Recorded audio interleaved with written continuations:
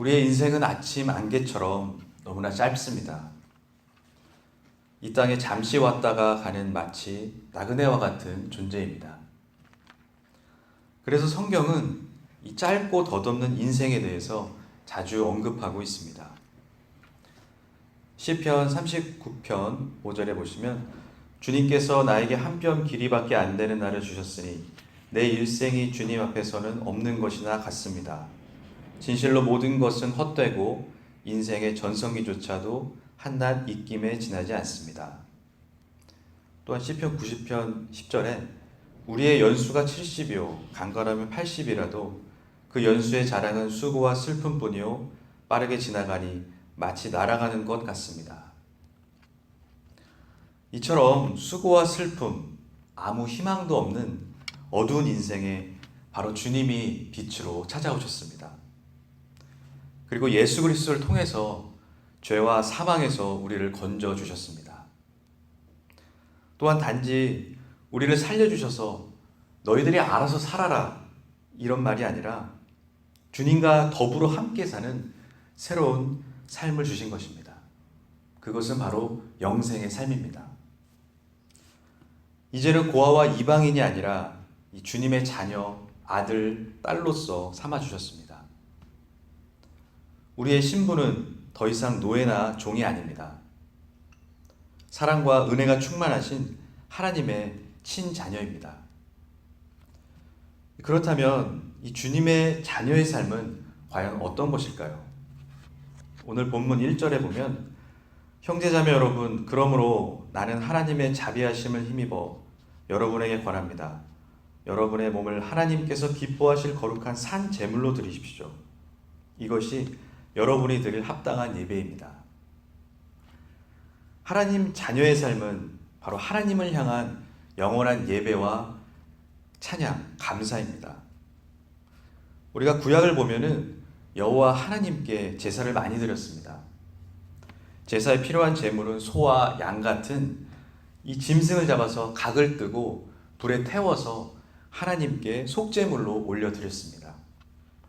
그래서 이 제물을 통해서 죄를 속죄하고 거룩한 하나님의 존전에 나아갈 수 있었습니다. 그러나 이제 시작에 들어와서 두 번째 아담으로 오신 바로 예수 그리스도께서 우리를 위해서 그리고 나를 위해서 십자가에서 직접 산 제물이 되셨습니다. 하나님 안에서 자녀의 삶은 우리의 몸을 거룩한 산 제물로 드리는 것입니다. 하지만 이것은 우리가 하기 싫은데 억지로 또는 강제로 하는 것이 아니라 바로 우리의 자발적이고 의지적인 사랑의 순종입니다. 주님이 우리를 이 지구상에서 아니 이 온 우주를 통틀어서 너무나 사랑하시기에 그리고 하나님께서 모든 만물의 주인이신데 그분께서 친히 하늘의 보좌를 버리시고 우리를 위해서 또 나를 위해서 이 땅에 인간으로 오셔서 친히 제물이 되신 그 사랑과 은혜를 알기에 바로 스스로 자발적으로 드리는 사랑의 순종입니다.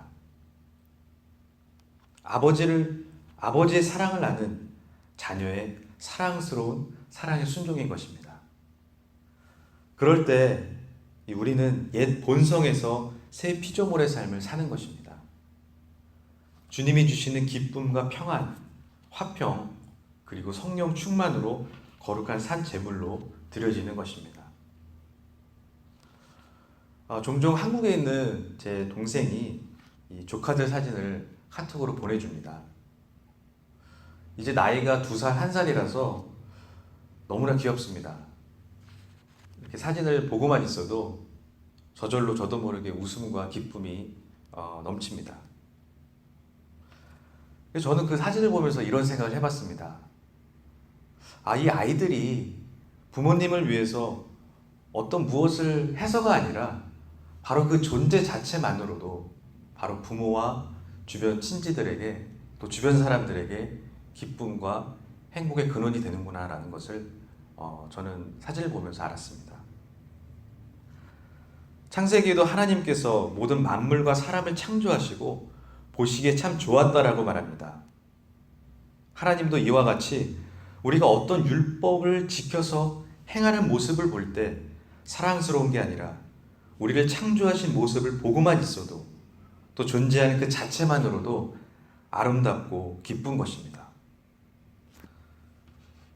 오늘 2절에 보시면 여러분은 이 시대의 풍조를 본받지 말고 마음을 새롭게 함으로 변화를 받아서 하나님의 선하시고 기뻐하시고 완전하신 뜻이 무엇인지를 분별하도록 하십시오.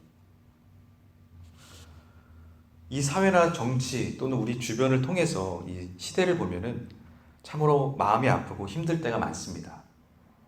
소망이 없는 어두운 시대처럼 인간의 불의와 욕망, 탐욕, 또 악이 가득한 시대에 우리는 살고 있습니다. 또 표면적으로 하나님을 대적하고 반대하는 이 무리들도 많이 봅니다. 또한 도처의 전쟁과 기근, 살인과 폭력이 난무하는 시대 속에서 어쩔 땐 하나님이 안 보이고 악이 승리하는 그런 느낌까지도 듭니다. 요한일서 2장 16, 17절에 보면 여러분은 세상이나 세상에 있는 것들을 사랑하지 마십시오. 누가 세상을 사랑하면 그 사람 속에는 하늘 아버지에 대한 사랑이 없습니다. 세상에 있는 모든 것, 곧 육체의 욕망과 눈의 욕망과 세상 살림에 대한 자랑은 모두 하늘 아버지에게서 온 것이 아니라 세상에서 온 것이기 때문입니다. 이 세상도 사라지고 이 세상의 욕망도 사라지지만 하나님의 뜻을 행하는 사람은 영원히 남습니다. 하나님의 자녀인 우리는 어두운 세상 가운데 지금도 살아가고 있습니다. 하지만 무엇보다도 중요한 것은 이 어지럽고 혼잡한 시대 속에서 바로 하나님 자녀의 정체성으로 이 시대를 살아가는 것입니다. 세상을 보면 희망이 없습니다. 나를 봐도 희망이 없습니다. 그러나 하나님을 바라보면 희망과 그곳에 새로운 생명이 있습니다. 또한 요한일서 5장 4절 5절에 보시면 하나님에게서 태어난 사람은 다 세상을 이기기 때문입니다. 세상을 이긴 승리는 이것이니 곧 우리의 믿음입니다. 세상을 이기는 사람은 누구입니까? 예수가 하나님의 아들이심을 믿는 사람이 아니고 누구겠습니까? 우리는 세상을 이기는 예수 그리스도를 믿는 믿음이 바로 세상을 이기는 것입니다. 그 믿음이 나를 승리로 이끄는 것입니다. 하나님의 선하시고 기뻐하시고 완전하신 뜻은 바로 죽었던 우리의 존재가 예수 그리스도로 새로운 생명을 얻고 이제 내 안에 계신 그리스도와 함께 누리는 새로운 삶, 이것이 진정한 주님의 자녀의 삶입니다. 갈라디아서 2장 20절에도 나는 그리스도와 함께 십자가에 못 박혔습니다. 이제 살고 있는 것은 내가 아닙니다. 그리스도께서 내 안에 살고 계십니다. 내가 지금 육신 안에서 살고 있는 삶은 나를 사랑하셔서 나를 위하여 자기 몸을 내어주신 하나님의 아들을 믿는 믿음 안에서 살아가는 것입니다.